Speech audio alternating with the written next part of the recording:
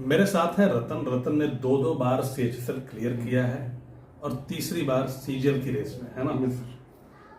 पहली बार में इनको डेटा एंट्री ऑपरेटर मिल गया सीएजी में, जो कि जिसकी कट ऑफ सबसे ज्यादा जाती है सीएचएसएल में। इन्होंने ज्वाइन किया डेटा एंट्री ऑपरेटर, 2 साल काम किया, फिर ये सीएचएसएल देके और ये पहुंच गए अपने बिल्कुल घर के पास एज अ पोस्टल असिस्टेंट। ठीक कह रहा हूं। तो दो बार सीएचएसएल क्लियर किया है। जानेंगे इनसे कि भाई कैसे क्लियर किया। दिन में सबसे पहले आपको बहुत बहुत बधाई और बिल्कुल रुकना नहीं, यहाँ पे एकदम कंटिन्यू रखने हैं जर्नी। ठीक है, तो सबसे पहले आप ये बताओ कि आपका मतलब बैकग्राउंड क्या था एजुकेशन का? मैंने 12th यहीं बनारस से ही की है, कॉन्वेंट स्कूल से। बनारस से इन्होंने 12th किया, ठीक है। उसके बाद मैंने ग्रेजुएशन यहीं के कॉलेज विद्यापीठ से ही की है। तो किसमें बीएससी किया? फिजिक्स केमिस्ट्री मैथ्स या फिजिक्स केमिस्ट्री से। लास्ट ईयर में 2 सब्जेक्ट रह जाते हैं हमारे। हाँ। और स्टार्टिंग से 3 चलते हैं, 2 फिजिक्स केमिस्ट्री मैथ्स। यस। ठीक है, मतलब फिजिक्स केमिस्ट्री मैथ्स तीनों थे? हाँ, तीनों ही थे। तो गणित थोड़ी बहुत पढ़ी तो थी ही? हाँ, गणित थोड़ी बहुत आती थी। पढ़ाई में कैसे थे आप? एकदम पढ़ते थे मतलब ग्रेजुएशन में मन लगा के कुछ करना था या बस सीएचएसएल में घुसना था? कॉलेज साइंटिस्ट बनना चाहते थे, क्या चाहते थे? नहीं, पहले तो इंजीनियरिंग के लिए ट्राई किया था, बट वहाँ नहीं हुआ तो उसके बाद ग्रेजुएशन में एडमिशन ले ली। और तो कॉलेज कम ही जा पाता था क्योंकि कॉम्पिटिशन के लिए पढ़ रहा था। और आई थिंक 3 साल 2016 में मैंने स्टार्ट कर दी थी प्रिपरेशन। फिर सीएचएसएल के फॉर्म आए, मैंने उसको अटेम्प्ट किया और कंटिन्यूसली मॉक देना, थोड़ा नॉर्मल पढ़ाई करना। बहुत ज़्यादा प्रेशर लेके नहीं पढ़ता था मैं कि अभी मैंने 19 साल की एज में स्टार्ट कर दी थी प्रिपरेशन, तो ज़्यादा लोड लगता था कि आराम से भी कर लेंगे, कोई ज़्यादा दिक्कत नहीं आएगी। 19 साल में चली सद्बुद्धि आ गई थी। हाँ, कि पढ़ाई तैयारी करनी है। हाँ सर, क्योंकि यहाँ का थोड़ा माहौल भी था कि गवर्नमेंट जॉब को थोड़ा ओवर रेट किया गया है। यार आप वैसे सिंधी फैमिली से हो, बिजनेस करना चाहिए था, कैसे आ गए गवर्नमेंट जॉब? आई थिंक गलत दोस्तों का साथ मिल जाना। ओके, खैर, तो गवर्नमेंट जॉब में आ गए, है ना। आपके पेरेंट्स का, माता पिता का आपको पढ़ाने में कितना योगदान रहा? मतलब अगर आप फाइनेंशियल हेल्प इन चीज़ों की बात छोड़ दें, पढ़ाई लिखाई के लिए कितना प्रेशर करते थे आप? पढ़ाई लिखाई के लिए बहुत ज़्यादा प्रेशर नहीं रहा, क्योंकि मैं सिंधी फैमिली से था, तो उनको ज़्यादा उम्मीद नहीं थी कि मैं पढ़ने में अच्छा रहूँगा। अच्छा, ऐसा कुछ है क्या? यस सर, बट यह है कि उनका मन था कि पढ़े जितना पढ़ पाए। फाइनेंशियली हम एवरेज रहे हैं, तो उन्होंने अपनी तरफ से 100% दिया है, कि 100% से भी ज़्यादा ही दिया है, क्योंकि यहाँ का तो यूपी में माहौल है सरकारी नौकरी, पढ़ाई, ये सब का। सिंस मैं सिंधी हूँ तो बिजनेस का भी एक था कि अगर कुछ नहीं हुआ तो बिजनेस किया जा सकता है। तो मतलब ये नहीं था कि बेटा पढ़ लिख के नौकरी करनी है तुझे, पढ़ता रहे, ऐसा वाला नहीं था? नहीं, ऐसा कभी रहा नहीं, कोई इस टाइप का प्रेशर नहीं रहा। मान के चलते थे कि नहीं पढ़ेगा? हाँ, उनको कोई खास उम्मीद नहीं थी। अच्छा, बढ़िया, ये तो यार ठीक है। मान के चलते थे कि नहीं पढ़ेगा लड़का, लेकिन लड़के ने पढ़ लिया है। हाँ। ये आपकी जिद थी, मान सकते हैं? हाँ, मुझे तो अच्छा लगता था शुरू से पढ़ना। और थोड़े दोस्त भी ऐसे थे कि सारे कंपटीशन में अच्छे घरों के, तो वो भी मोटिवेट कर देते थे। तो इसका फायदा रहा है कि हम पढ़ाई करते हुए आप फिर गलत राहों में भी नहीं जा पाते, क्योंकि आपको एक मोटिव दे दिया जाता है, एक काम रहता है। हाँ, ठीक है, चलिए, खैर, और वो चीज आपको बिल्ड कर। तो ठीक, पढ़ाई की आपने। अब आते हैं 12th, मतलब इंग्लिश मीडियम है ना? हाँ, इंग्लिश मीडियम। थोड़ा सा वहां से बेनिफिट मिला अंग्रेजी में? हाँ, इंग्लिश अच्छी रही है शुरू से। इंग्लिश में इंटरेस्ट भी था, क्योंकि बचपन में ही नरेशन और इंडायरेक्ट एक्टिव पैसिव ये सब जल्दी सिखा दिया गया था। और इंग्लिश में मेरा इंटरेस्ट इसलिए था कि वोकैब्स अच्छी लगती थी मैं। तो वहां पे बेनिफिट मिला। खैर, अब उससे आगे चलते हैं, बात करते हैं कि भाई 19 साल की उम्र में तैयारी शुरू की। यस। तो क्लियर कब किया? क्लियर हो गया तो सर अराउंड 22 के करीब क्लियर हो गया था। नहीं, एग्जाम कब दिया था? 19 की उम्र तैयारी? 19 साढ़े 19 की उम्र में स्टार्ट किया था। एग्जाम दिया था करीब 6-8 महीने बाद, 20 साढ़े 20 की उम्र हो गए थे। और क्लियर भी कर दिया था उस एग्जाम का? मेरा सीएचएसएल 15 पहले हुआ था। हाँ। उसका प्री डिस्क्रिप्टिव और टाइपिंग सारी हो गई थी, बट मेरा मेरिट लिस्ट से बाहर कर दिया गया था मुझे। अच्छा, मतलब पहली बार में असफलता मिली थी? हाँ, पहली बार में मैं मेरिट से बाहर हुआ था। कोई राउंड डिस्क्वालीफाई नहीं हुआ, बट मेरिट से बाहर हो गया। तो रोए थे फूट के कि नहीं? नहीं सर, उसके साथ साथ मेरा सीएचएसएल 16 में भी नाम आ रखा था। हाँ। मुझे लग रहा था इस बार नहीं तो इस बार हो ही जाएगा, तो बस उदास थे? हाँ, थोड़ा सा। एक मेरे जी ने बोला था कि ठीक है, पहली बार में होता तो तू एरोगेंट हो जाता। अच्छा, तो इसलिए भी तो मतलब ठीक था, मतलब कोई हाँ, ज्यादा? कोई ज्यादा।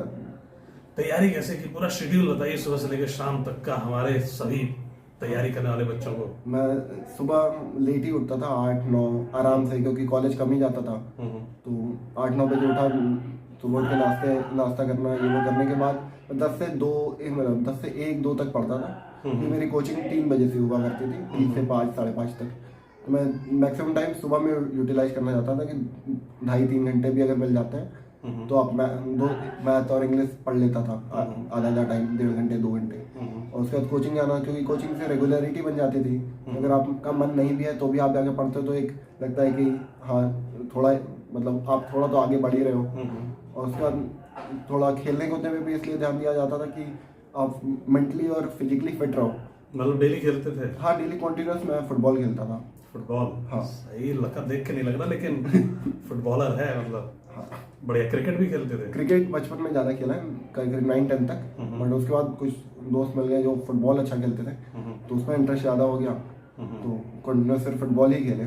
मतलब पढ़ाई की फुटबॉल खेले, है ना? हाँ। कोचिंग गए, पढ़ाई की फुटबॉल खेले। हाँ। इसके अलावा कोई और काम? इसके अलावा बहुत खास नहीं, थोड़ा बहुत पहले घूमना कम पसंद था, अब हो गया क्योंकि बाहर रह रहे के ट्रैवल करने लगे हैं। तो पहले तो घर के आसपास वो लिमिट भी थी कि आपको 6:30-7 बजे तक घर आ जाना है, तो अलाउ ही नहीं है कि आप घूम सको ज़्यादा। ओके, सिंधी फैमिली में ये सारी चीजें रहती हैं? हाँ, सारी फैमिलियों में यार रहती है सर। ओके। खैर, तो ये रहा पूरा, मतलब इसके अलावा कितना यूज करते थे मोबाइल, क्योंकि बहुत बड़ा डिस्ट्रैक्शन है आज के टाइम में। मैंने मोबाइल, जब तक मेरा सिलेक्शन नहीं हुआ था मेरे पास मोबाइल नहीं था।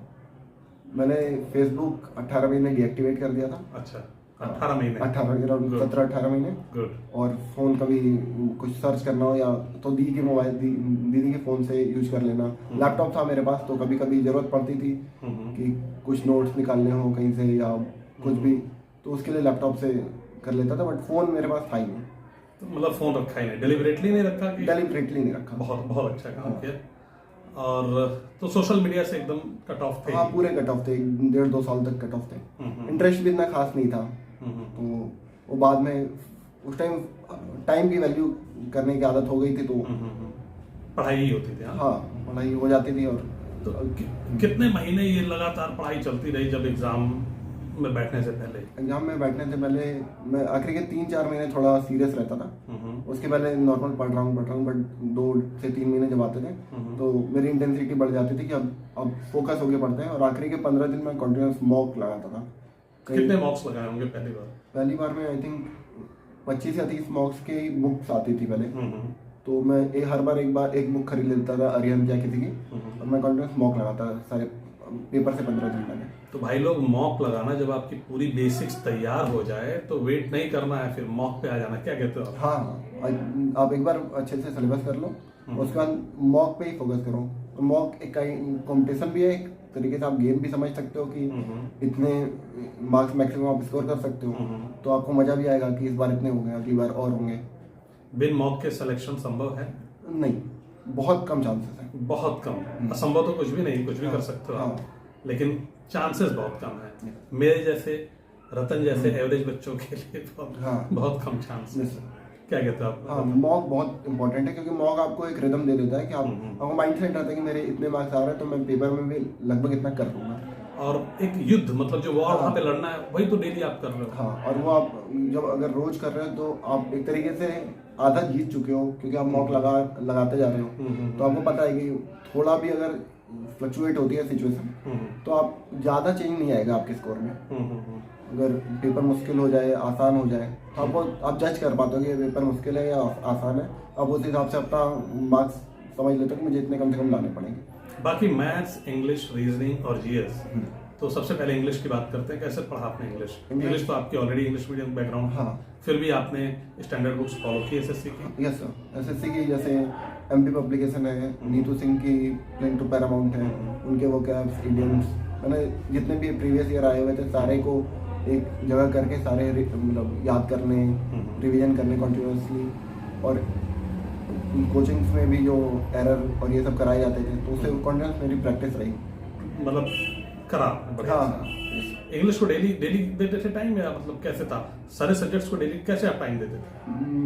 मैं सारे सब्जेक्ट को नहीं दे पाता था, जैसे मैक्सिमम 2 ही दे पाता था। कभी इंग्लिश मैथ हो गई, कभी जीके और रीजनिंग हो गई, कभी एक दिन सिर्फ एक ही पढ़ रहे हैं।